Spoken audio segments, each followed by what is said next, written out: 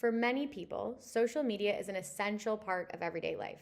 It connects us with our friends, keeps us entertained with the latest viral pet videos, and gives us the chance to show off our own personal highlight reels. Social media seems to be particularly important for teenagers who often report high levels of social media use. Even though I'm sure we can all appreciate a good TikTok scroll every now and then, the amount of time teens are spending online raises concern given that there's evidence linking increased screen time with poorer mental health. However, there's also another body of work that show benefits to social media use for teenagers, particularly when it comes to making friends and maintaining relationships. To help answer this larger, complex question about whether social media is ultimately helpful or harmful, research has started to look at the personal qualities of teenagers that may shape the effects of social media. One important group to consider here are perfectionists, who make up about 25 to 30% of teenagers. These young people hold themselves to impossibly high standards and tend to be incredibly hard on themselves if they fall short of their extreme goals. It is no surprise then that perfectionistic teens tend to experience a wide range of negative outcomes, including feelings of loneliness and difficulties connecting with others.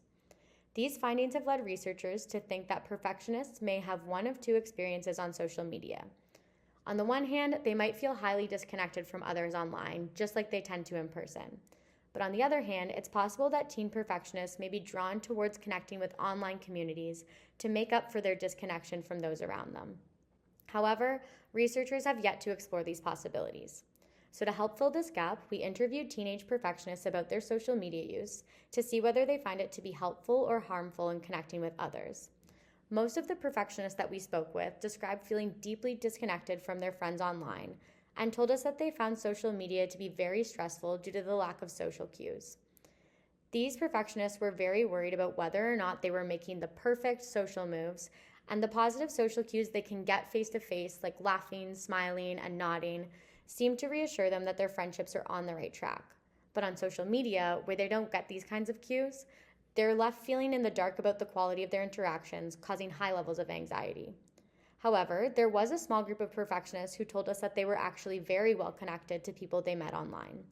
What was interesting about this group was that each of them talked about how they felt they didn't fit in with their peers, telling us stories about times when they were excluded by classmates and even bullied by people they considered to be their friends.